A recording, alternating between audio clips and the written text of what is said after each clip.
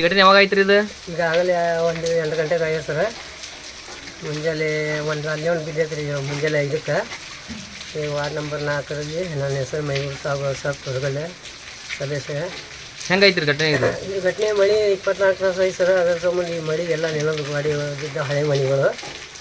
ಮತ್ತು ಇವರು ಒಂದು ಹುಡುಗಿ ಮ್ಯಾಗಲೂ ಮುಸುರಿ ಕಿತ್ಕೊಂಡ್ಬಂದು ಕೂಡ ಅವ್ರದ್ದು ಆ ಹುಡುಗಿ ಮ್ಯಾಗಲೂ ಸ್ವಲ್ಪ ಬಿದ್ದೈತೆ. ಅದಕ್ಕೂ ಮತ್ತೆ ಪೆಟ್ಟು ಬಿದ್ದೈತೆ ಅಂತ ಸುದ್ದಿ ಕೇಳ್ಪಟ್ಟಿನಿ. ಏನಾಗಿದೆ ಅವರಿಗೆ?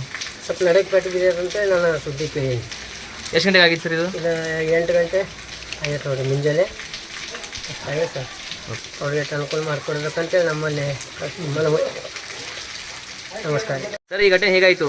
ಇದು ಬೆಳಗ್ಗೆಯಿಂದ 8:30 ಗಂಟೆಗೆ ಸುಮಾರು 8:30 ಗಂಟೆಗೆ ಇವತ್ತು ಮಳೆ ಸತತವಾಗಿ ಸುರಿಯೋದ್ರಿಂದ ಈ ಘಟನೆ ಆಗೈತಿ.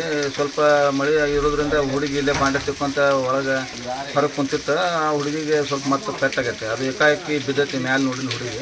ಆ ಹುಡುಗಿನ ಸ್ವಲ್ಪ ಗಾಡಿ ಬಿದ್ದಿಲ್ಲ ಅಂದ್ರೆ ಆಕೆಗೆ ನಡಕ್ಕೆ ಪೆಟ್ಟಾಗೈತಿ. ಪೆಟ್ಟಾಗಿ ಸ್ವಲ್ಪ ದವಾಖಾನೆಗೆ ಕರ್ಕೊಂಡು ಹೋಗ್ಯಾರ. ಅಲ್ಲಿ ದವಾಖಾನೆಗೆ ಇದಾವೆ. ಸ್ವಲ್ಪ ಆದಷ್ಟು ನೋಡಿ ಸ್ವಲ್ಪ ಶೀಘ್ರವಾಗಿ ಅವರು ಸ್ವಲ್ಪ ಪುರಸಭೆಯವ್ರು ಬಂದು ಅದ್ರ ಬಂದಿತ್ತು ಏನಾರ.